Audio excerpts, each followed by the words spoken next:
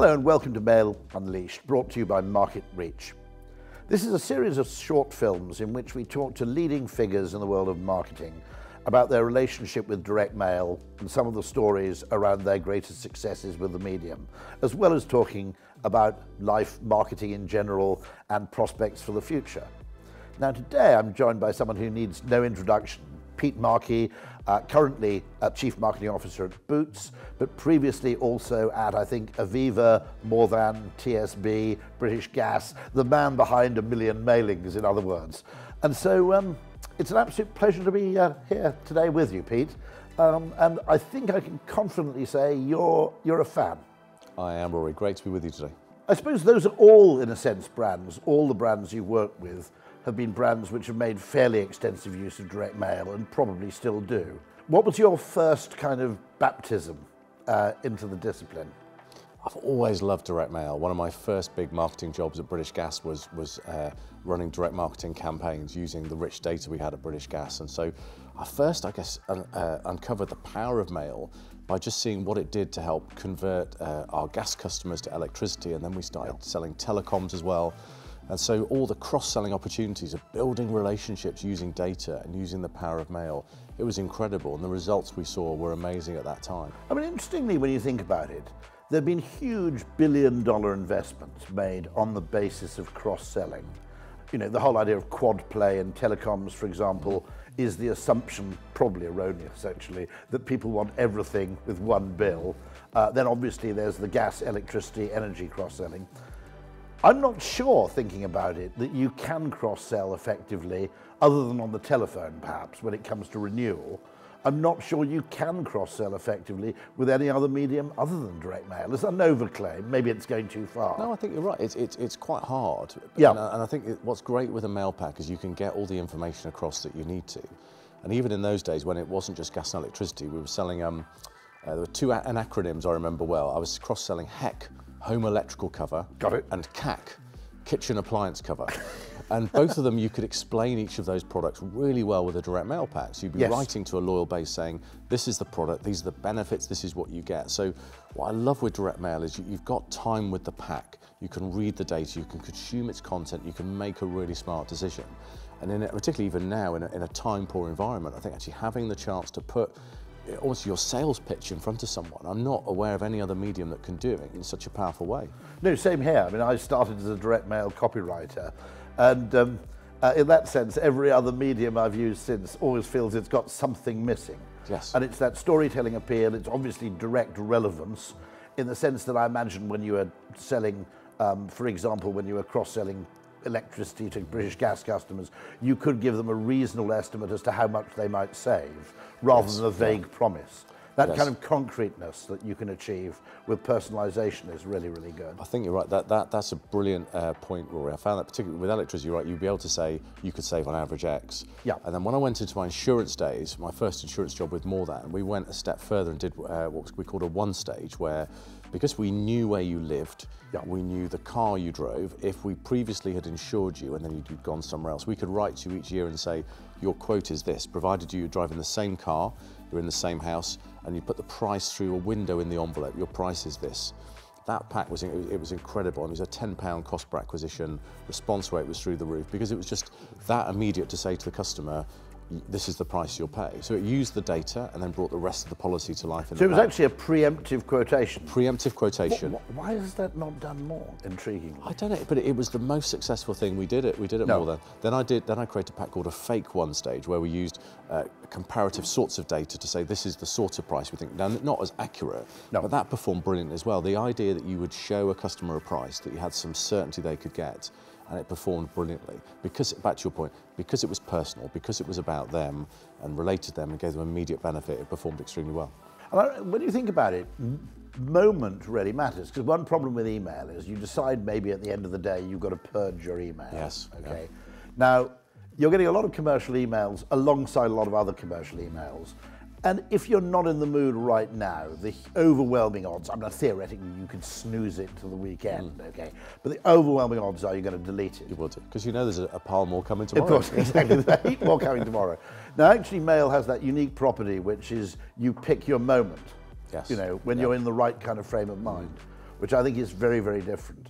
And actually, you made the point about impact, that, I mean, we shouldn't stereotype the kind of people who like it, because my daughters, who are, what, 21 now, okay, they don't get very much direct mail. They don't remember the era in the 90s and early 2000s when the volumes were insane. And so it's massively high impact for them. 100%, yeah. Because I think that's a really good point, is that I would equally like to see there being more direct mail again. But I think the volume that goes out now is of a kind where it is a unique moment. It is that point I made a moment ago. Someone's taken the time to write to me. Clearly it's a brand that I've got a relationship with. Let's see what they've got to offer. I love digital marketing. We do a lot. We do a lot of data-driven. I know you do as well. But you can't survive on that alone. And also you can't just have a strategy that's purely that. I mean, when I worked for Aviva, we put in the whole Adobe Marketing Cloud. We implemented all that. We went very data-driven, went to squad model. That was okay, but there then became a sense in the business that that's all we needed to do. It was all digital. It was all about managing the incrementalism. And that wasn't a healthy strategy for the business. And they did see some challenges on the sales front as a result. When they've then brought back in other things subsequently in the mix, they've seen that healthiness come back to the brand and to their sales line. So I think you do need to bring those bits together, and you do need to look at the strategy of it's like the customer first approach, Rory, isn't it? Who do I want to reach? And therefore, what's the right way to reach them? Because we know in Boots that, and I'll talk about it in a moment, but things like the quarterly mailing that we send, there's still an audience for that who want to receive something in the post. But equally, there are some groups that would prefer to have some things through digital. But it's knowing your audience, and I love that point you made around, and actually tailoring the content, knowing who your customer is, saying, I know this audience will prefer this product, or this approach, or this I guess personification of the brand more than this audience. So it's all about the data and then tailoring the creative and every bit of the approach to make it more and more personal. Because it strikes me as very odd, just that thing you mentioned, which is obviously digital and mail could work very harmoniously. It's not helped by the fact that outside marketing, efficiency and effectiveness are kind of the same thing, aren't they? So you've got a lot of people in an organization, finance, etc., operations, who tend to see efficiency and effectiveness as the same. And therefore, because digital media seem efficient, they naturally assume they're the most effective. And of course, they see mail as, in a sense, unnecessary cost. But the cost is actually what gives it its potency. I agree. And then the response as well, isn't it? And I just think as well we get so many emails, and I love email as a channel, but we do get a lot of emails. I just need to look at my own personal inbox and work inbox. So therefore, I find myself getting quite selective about the ones I open and read, and that's the same for consumers. You take something like Black Friday, the number of emails people get is quite huge. Therefore, when I think mail arrives, it's what we find in our research is more of an event now. Someone has taken the time to write to me. I'll read it, and actually, I will keep the pack in there. I won't I won't sort of read it immediately and put it in the waste or whatever. I'll hold on to it and I'll read it in my own time. And we find that with some of the Advantage card number 7 menus, people are holding on to them and using them a few weeks down the road because they've thought about it and go, I'll take that the next time I'm in. It's the toast rack effect. It's a toast rack effect, and it works. Whereas with email, it is a bit arrive, read, use, or delete. It's a very quick, immediate sort of thought reaction. Direct mail has this lovely sort of cocktail to it of I'll hold on to that, I'll read it because it's more personal to me. So Pete, the first pack you'd like to describe, I understand that's for a number 7 anti-aging serum, is that right? It is, yes. So we obviously have this fantastic brand in number 7 that is only sold in Boots in the UK, a range of fantastic products. And I don't run number 7 directly day to day. I work with my colleague who looks after number 7, but we do promote it and have shared marketing assets and marketing campaigns. And we wanted to do something which was all about re-engaging an audience on number 7 who had stepped away from being in Boots during the pandemic, and we wanted to bring back. There was a lot of change, wasn't it? That was Advantage card data that told you that. Yeah, so we could see that, but we knew that historically they'd been quite loyal to number 7. So we wanted to do some really targeted activity. So to take us so seriously, actually, we paid for additional resource to sit in my customer loyalty team. There's a couple of people whose full-time job is now working on number 7 and working on it's classic data-driven activity, the stuff I've always loved doing. And direct mail's been a really important part of that mix. How do we connect with a core number 7 audience that maybe have moved into a different shopping behaviour, bring them back into the brand, back into boots, back into buying number 7.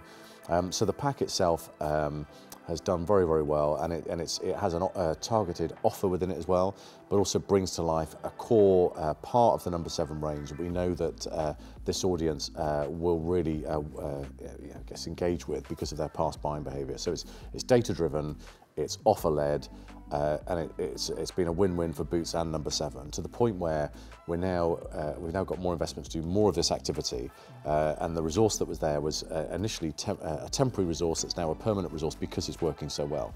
So it's really shown that power of digging into our own data, looking at shopper and buying behaviour, and then using very targeted communication to get out and connect with customers again. This again is one thing which what you might call reviving a relationship is something that mail can be extraordinarily potent at, I think. Yes, I agree. And it also makes the kind of "we want you back" message sincere, because it comes at the cost of a stamp. Oh, it does, yeah. And there's so much creatively you can do with a mail pack now that makes it, I mean, this pack particularly, you sort of peel it open and reveal it, and it feels like a really special moment when you open the pack. So and a physical voucher. Absolutely, yeah. And so there's something about the theatre of direct mail that makes it's a proper wonderful experience if you get it right. Oh, that's fantastic. The other piece is one of the great quarterly mailings. Is that right? It is, yeah. You can't beat the old favourites. Does everybody who effectively is not a do not mail, does everybody on the Advantage Card database get a quarterly mailing? Or? Yeah, unless they've given us a particular preference to want to go more down the email route. So it's still, at least around 3-4 million people are getting this pack. So it's a really good volume driver for us still, and it does rely back to that theatre of you get a voucher booklet within the pack. And those vouchers you can tear, keep, put in your purse, your wallet, your handbag, whatever, and you can use it in your next shop. And we know people also hold on to the pack and will use it for several months after. We've just actually got the results of the winter pack we sent. The results are over 20% up year on year. So what we're seeing is people really lean in, re-engage with the Advantage Card and our offers. I mean, we've added 1.1 million additional active card holders to the Advantage Card in the last year alone. So people are really, 1.1 million new active card holders in the last year. And how do you personalise the quarterly mailing? Yeah, it's a good question. So we do things like on the outer of the pack that I'm talking about here today actually has a personalised messaging, like the Advantage Card has your name on it, so that the outer's got some personalisation on it, and then the deals inside are personalised to products and brands that we know that you love, or brands, products connected to the way you shop. Or cross-selling. Or cross-selling. Yeah. So it all relates to you. So it should feel, hopefully when you get it, very, very personal. That's certainly, we can see that in the results is working well. Well, Pete, thank you very much indeed. That's been incredibly valuable. It's been an absolute pleasure. And to the rest of you watching, if you'd like to know more about how you can unleash the magic of direct mail, you can find out a lot more by visiting marketreach.co.uk. See you next time.